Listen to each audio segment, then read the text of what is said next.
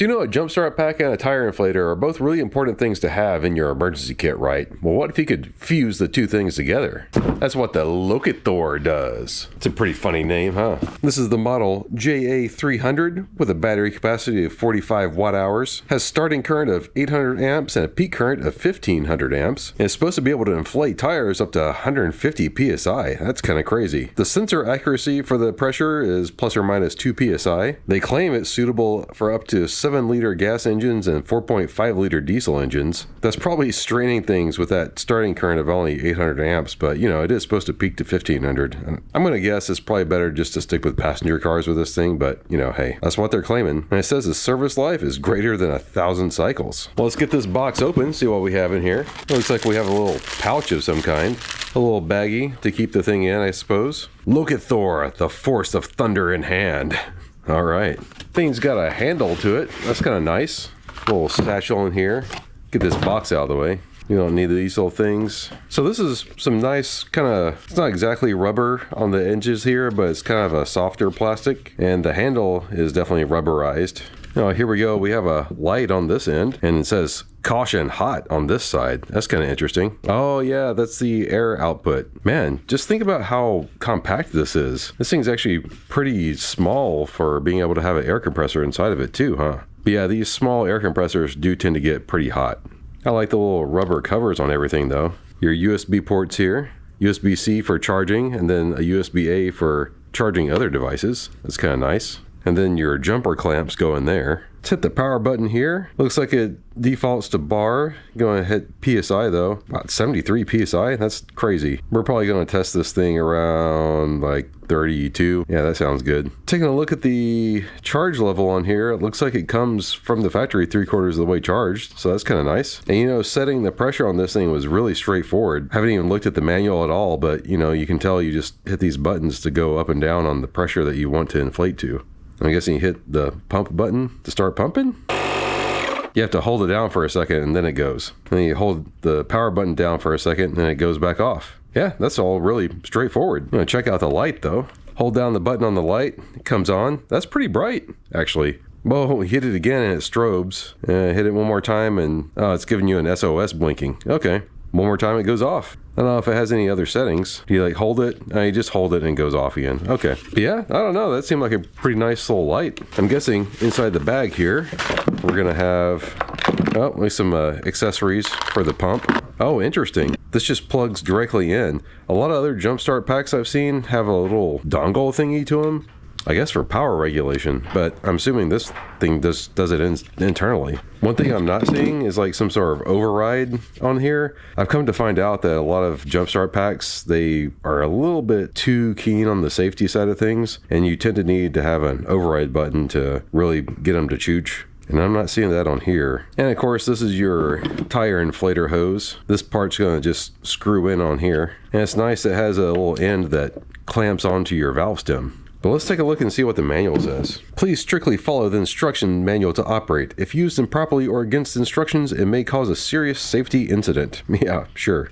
Safety is a factor. All right, so how to use the jumpstart function. Method 1, normal start. You connect the clamps and then you press the power on. And here it says, in most cases, the vehicle will be able to start immediately after the jump starter has been connected. Some vehicles may need to be connected to the jump starter for 30 to 120 seconds.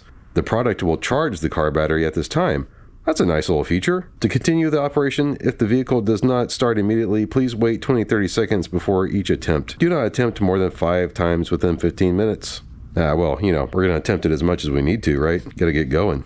Here we go. Method 2, force start. If the normal start mode fails to start, in other words, the car voltage battery is very low, you can use the forced emergency start function after checking the operation specifications in the manual. When the jump starter is on, tapping and holding on the bar PSI button for 5 seconds will enter the force start mode. At this time, the green light on the screen will always be lighting, which means that the output on the ignition clamps are normally turned on. At this time, you must prevent the positive and negative poles from becoming short-circuited. In this mode, it is required to turn on the force start function first and then connect the ignition clips to the car battery. Otherwise, the output cannot be turned on. Oh, that's really interesting. But that's really good that it has that force start function. I think for any of these things to really be worth a damn, it's got to have that function. But I guess we can try it now.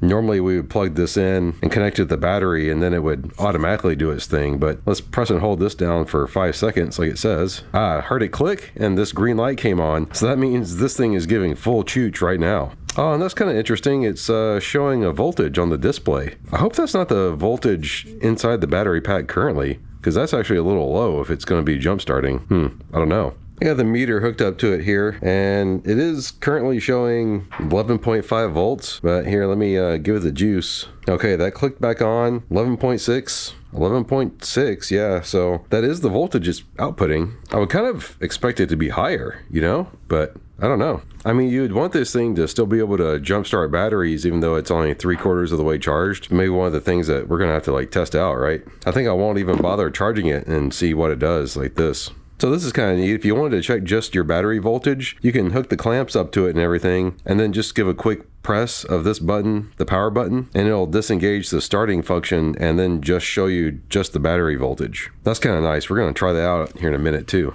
And just a quick note on the USB ports here. The input can charge at 5 volts 3 amps or 9 volts 2 amps. And the output on the USB-A there is the same, 5 volts 3 amps or 9 volts 2 amps.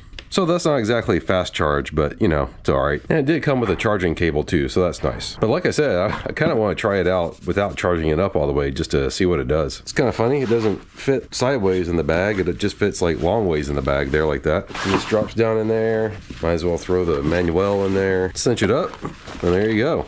Well, now I need to unpack this thing again and then go try it out. So the hazards got stuck on the old Spider here and kind of ran down the battery. So let's get this LOKITHOR, look at whatever it is, hooked up to the battery and see if it'll jumpstart her.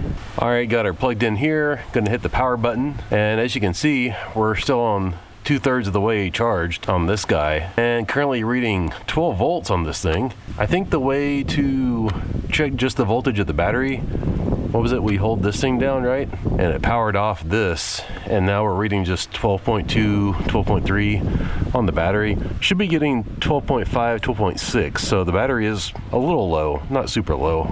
After disconnecting it, connecting it back, look, green light came out again. And I can hear this thing like clicking too. I'm guessing it's cycling its little relay inside there.